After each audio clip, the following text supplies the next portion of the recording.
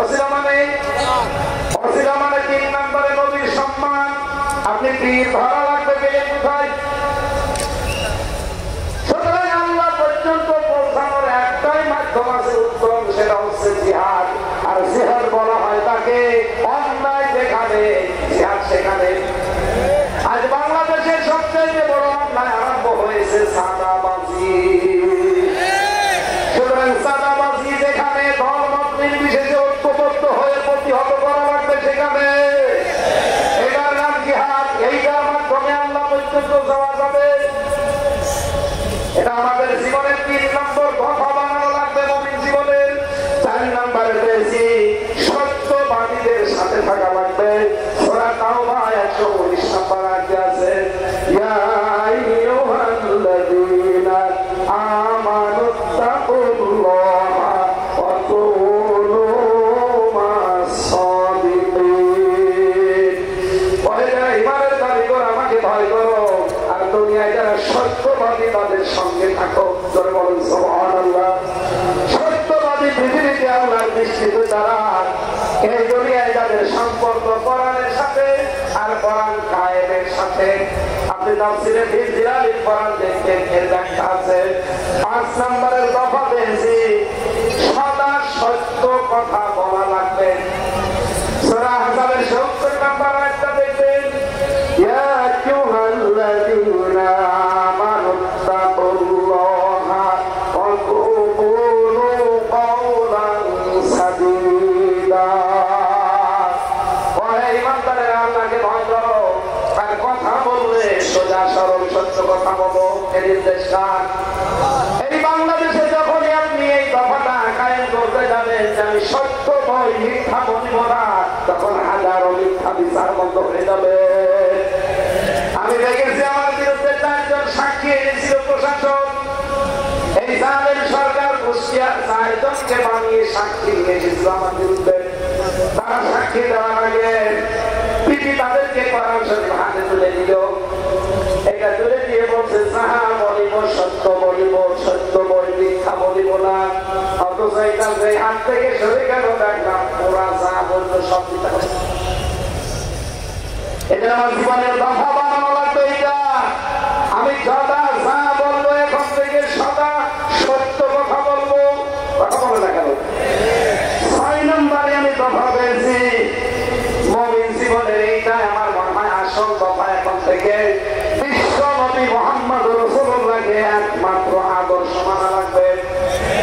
সূরা হাদীদের 28 নম্বর আয়াত আপনি তাফসীর করেন, ইয়া আইয়ুহাল্লাযীনা আমানুত্তাকুল্লাহা ওয়া আমিনু বিরাসূলিহি ইউতিকুম কিফলাইনি মির রাহমাতিহি ওয়া ইয়াজআল লাকুম নূরান তামশুনা বিহি ওয়া ইয়াগফির লাকুম আল্লাহু গফুরুর রহিম। পয়লার ঈমানের দাবি করে আমাকে ভয় করো, আমিনু বিরাসূলিহি, আর আমার রাসূলের উপর ঈমান আনো। আই আতিউল্লাহ আতিউর রাসূল।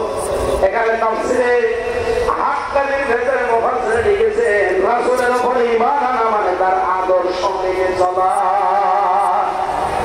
আমি এটা আগেই বলেছি আপনাকে জীবনের দফা বানাবেন। এইটা যাদের জীবনের রাসূল ছাড়া অন্য কেউ আদর্শ, আপনি আজকে লিখে নিয়ে যেতে পারে, মরণের পরে কবরে দিবে। বিশ্ব নবীকে যখন দেখিয়ে বলবে মান হাযার রাজুল, আপনি বলবেন লা আদরি, আমি চিনি না। কিন্তু আমি বলতে পারবো হাযা নবিয়্যুনা মুহাম্মাদুর রাসূলুল্লাহ সাল্লাল্লাহু আলাইহি ওয়াসাল্লাম। কারণ আমি জীবনে বিশ্ব নবী বাদকে কাউকে আদর্শ মানি না।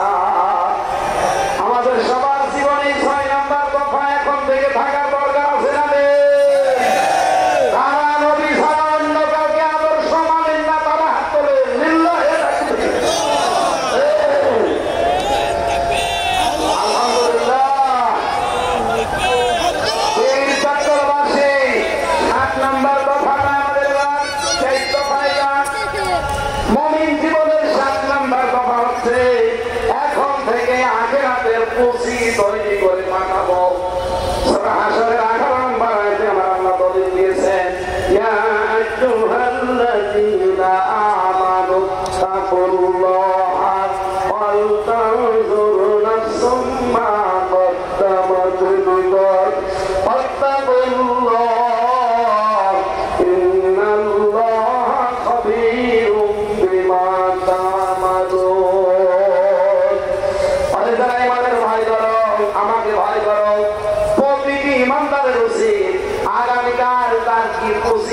হচ্ছে এটা চিন্তা ভাবনা করে দেখা। আমি বলছি আবার আমাকে ভয় করো, তোমরা যা করো প্রতিটি জিনিসের খবর জানেন কে? এই আমাদের জীবনের শেষ দফা, ফাইনাল দফা, সর্বশেষ দফা। এখন থেকে এইটাই সিদ্ধান্ত নেওয়া লাগবে আগামী দিনের প্রস্তুতির জন্য আমি কি পাঠাচ্ছি। আল্লাহ এক বান্দা চট্টগ্রাম বাজারে মনে করেন বাজার করছে, 100 টাকার নোট দিয়েছে দোকানদারকে। দোকানদার টাকাটা নিয়ে খরচ করে বলছে না এটা চলে না, নিয়ে যান, অন্যদিন নিয়ে যাবেন। যে বলেছে চলে না উনি শেষ হয়ে পড়ে গেছে। লোকজন এসে বলছে কি দোকানদার এ বুজুর্গ মানুষটাকে আপনি মারধর করেছেন? বলছে না আগে হুশ ফিরান। হুশ ফিরে গেছে, সেন্স হয়ে গেলেন কেন? আপনাকে নিয়েছে দোকানদার। লোকটা বলে না সেন্স হলেন, এই টাকাটা দিয়েছে এমন উল্লেখ কলট করে দেখে বলছে মাঝে যে লাল দাগ থাকার দরকার ছিল একটা দাগ, ওইটা নেই, এটা অচল টাকা, এটা চলে না। আমি চিন্তা করলাম আমারও তো জীবনের একটা 100 টাকার নোট আছে, তার নাম হায়াত। আমি যদি এখনই মারা যাই, কবরে আমাকে যদি আল্লাহ দিয়ে দেয়, জিজ্ঞাসা করে বান্দা তোর জীবন নিয়ে আসলি, এই জীবনটা অচল। এর ভেতরে শয়তানের যে 7 দফা ছিল প্রত্যেকটা পাওয়া যাচ্ছে। শয়তানের 7 দফার প্রথম দফা, শয়তান চায় মানুষকে শিরকে নিমজ্জিত করতে, তখন পারে না। দ্বিতীয় দফায় যায় সে মানুষকে কুফরি করাতে, এটাও যখন পারে না। 3 নম্বরে যখন সে মানুষকে দিয়ে বেদাত করায়, আর বাংলাদেশে এটা সবচাইতে বেশি। 4 নম্বরে ও মানুষকে যখন আর পারে না বেদাত করাতে, তখন কবিরা গুনার দিকে নিয়ে যায়। এটাও যখন পারে না, তখন বারবার সগীরা গুনাহ করায়। এটাও যখন পারে না, তখন ভালো অপেক্ষা নিম্ন কাজ যেটা সেইটা করায়।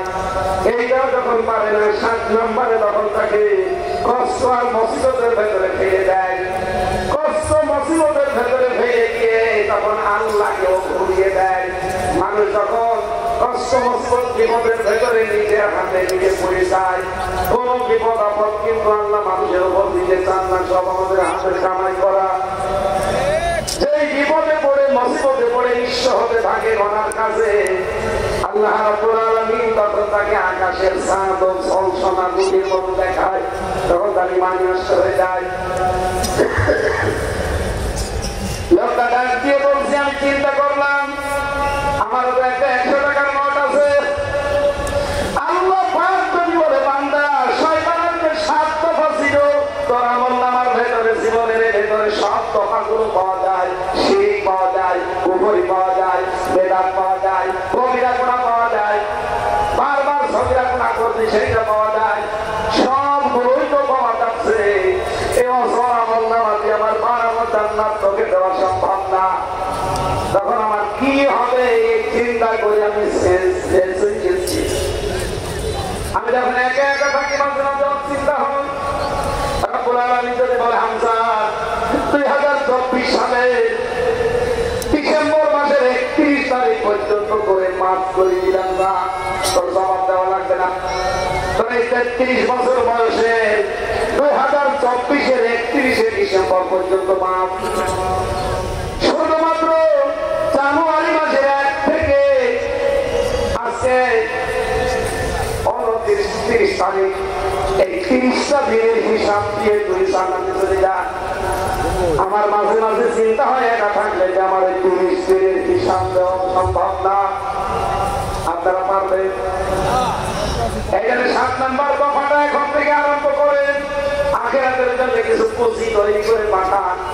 আমি সহ যারা এসেছি প্রত্যেককে আল্লাহ পাকের 7টা দফা মেনে চলার তৌফিক দিন, বলেন আমিন। শয়তানের এই 7 দফায় ছাতার বাড়ি দিয়ে আজকে বিদায় দিতে পারি, আল্লাহ তৌফিক দেন, বলেন আমিন। আগামীকাল যেহেতু এর চাইতে আরো 10 কোন মানুষ বেশি আসবেন, আপনারা আমি জানি। এক একজন অন্তত 4-5 জন করে নিয়ে আসবেন। ডক্টর মাওলানা মিজানুর রহমান আজহারী শ্রদ্ধাভাজন বড় ভাই আগামীকাল আসবেন।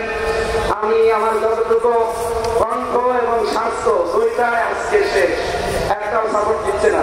জোর করে আসলে হয় না, যতটুকু বলেছি গলার উপরে আর জীবনের উপরে জোর দিয়ে আল্লাহ আমাদেরকে মেনে চলার তৌফিক দিন। আগামীতে কোনো জায়গায় সুন্নতি ময়দানে আগামীতে এক জায়গায় আসবো ইনশাআল্লাহ। এরপরে আরো মাস কালিয়ে আসার কথা আছে, যেখানে এখানে আসবো, কোরআন থেকে হাদিস থেকে কথা বলবো ইনশাআল্লাহ। আজকের মতো শেষ করছি আমি। বারাকাল্লাহু লানা ওয়া লাকুম ফিল কোরআনিল আযীম। আসসালামু আলাইকুম।